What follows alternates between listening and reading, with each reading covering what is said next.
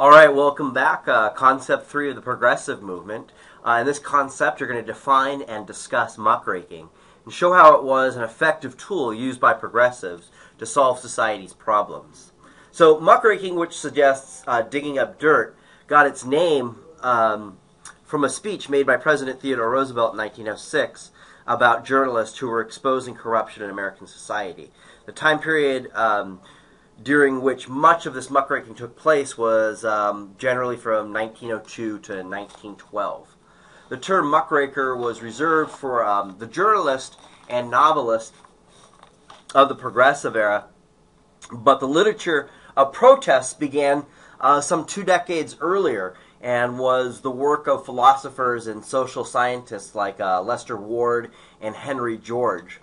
Historians date the start of muckraking with Lincoln Stevens' quote, Tweed days in St. Louis in October of 1902 in the issue of Muckrackers. For it was not until then that such writing captivated much of the literate nation. Muckraking arose not because Americans fell in love with honesty and good journalism, but because of the radical changes within society they had just undergone. Muckraking flared up at about a time when land was no longer freely available and large-scale industry had begun to make clear that success was no longer easily possible for everyone. The muckrakers did the work that no one else was prepared to do. They exposed the particular inequalities that afflicted American life, stirred public opinion to the point where it was willing to support men like Roosevelt and Wilson in their reform programs, and planted the seeds of progressivism which the politicians were able to harvest. Muckraking was primarily a magazine phenomena made possible by the development of inexpensive periodicals like Muckrakers, Everybody's, Cosmopolitan, and Collier's, just some examples, with mass circulation willing to deal with controversial questions and issues. So, examples of muckraking. In January of 1903, the issue of McClure magazine was sold out, and the people clamored for more when it published Ida Tarbell's series on Standard Oil and the method by which the company had been built. Tarbell published a wealth of statistical data showing how Rockefeller had crushed his competitors, seized control of natural resources, and purchased legislative favors. Tarbell was paid $4,000 an article, and Lincoln Stevens' essay on corruption in an American society brought in $2,000 an article. So we're talking pretty good money for this time. With backing like this, these journalists were able to search court records, locate witnesses, and dig up mountains of facts. Earlier social critics like Lester Ward and Henry George relied partly on the public record and partly on guesswork, but the new muckrakers named names and recounted misdeeds in sensational detail. Perhaps the most famous accomplishment of the muckrakers was a series by Lincoln Stevens, who investigated Philadelphia, Pittsburgh, Minneapolis, St. Louis, and a host of other American cities, and found them all suffering from the same ills, political corruption. In Minneapolis, Stevens achieved one of the great coups in the history of reporting. Stevens obtained the ledger in which graft collectors had entered their accounts and the names of the persons to whom money was paid, and photographs in pages. Stevens published the name in McClure's magazine of public officials on the take, and told how under Mayor Dr. Ames, who had been elected twice by the Republicans and twice by the Democrats, the chief of detectives and Excalibur Norma King had invited criminals to Minneapolis, fired 107 honest policemen, and freed prisoners to collect revenues for the gang. Stevens received many letters from other cities after his articles were released, asking him to come to their cities and expose the corruptions that existed there. It is said that this phase of the progressive movement must be understood as a version of the old Protestant revivals. It was a revival for the sins of society, the seeking of salvation for society. Upton Sinclair wrote a novel, The Jungle, which revealed filthy conditions in the Chicago meatpacking industry. Sinclair wrote, quote, "There would be meat stored in great piles in rooms, and the water from leaky roofs would drip over it, and thousands of rats raced upon it.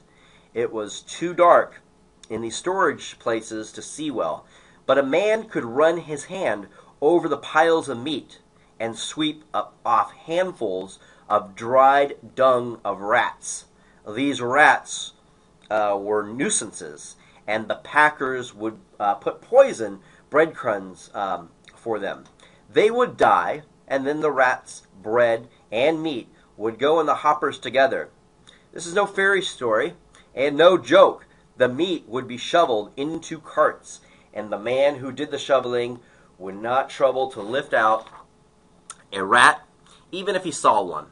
There were things that went into the sausage in comparison with which a poison rat was a tidbit," unquote. Right? So this is the meatpacking industry at the turn of the century. But I would look into the meatpacking industry today and judge for yourself how much has improved. Certainly a little bit has improved, but there's still major issues with our food supply, especially when it comes to meat. Roosevelt read Sinclair's account of these conditions and dispatched 2 agents to confirm all that he wrote. The agents read in part as follows, quote, "We saw meat shoveled from filthy wooden floors, piled on tables, rarely washed, pushed from room to room in rotten box carts, in all of which processes it was in the way of gathering dirt, splinters, floor filth, and the collection of tuberculosis and other diseased workers," unquote. Yum.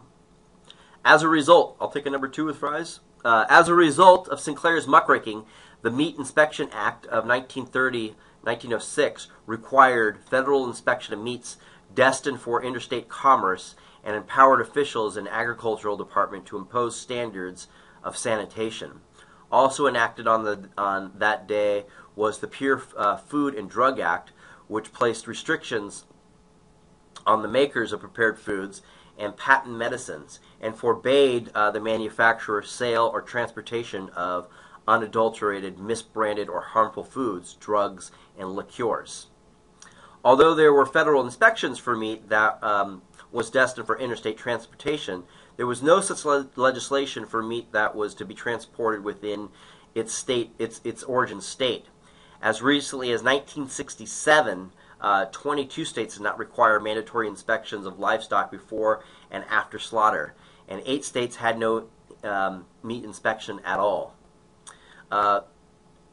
These days, plants were often peddling what was known in the industry as 4D meat. This stood for dead, dying, diseased, and disabled, and this meat obviously could not pass federal inspection. Large meat packers such as Armour, Swift, and Wilson and Company claimed that they were forced into operating these non-federally inspected interstate plants by competition from unregulated establishments. So a great many important and valuable reforms were in part adopted as a result of muckraking. What the muckrakers tried to do was absolutely necessary. The evils of society were there, and there was no hope of removing them until the public was aroused to a recognition of their existence. The decline of muckraking. So muckraking was no longer needed because the conditions against which it was desired had begun to be addressed. So it was still needed in many ways, but there seemed to be less of demand. However, it would be wrong to suggest that muckraking ceased their efforts on their own accord because they believed their work was unfinished, the Muckrakers. A number of Muckraker magazines were forced out of existence or compelled to challenge their policies. There is considerable evidence to show that the financial interest did manage to suppress more than one magazine that had been antagonistic to big business. Finally, it is quite evident other magazines gave up muckraking not because their existence was threatened by the financiers and industrialists, but because articles devoted to exposure did not serve to keep circulation high. It appeared some American people grew tired of them, and then also, for reasons that we'll talk about in World War I, there were restrictions on civil liberties that suppressed these types of magazines that were consistently exposing political corruption and other social ills. But we'll talk about that more later. Anyway, I'll see you guys in the next concept. Let me know if you have any questions. Talk to you later. Bye.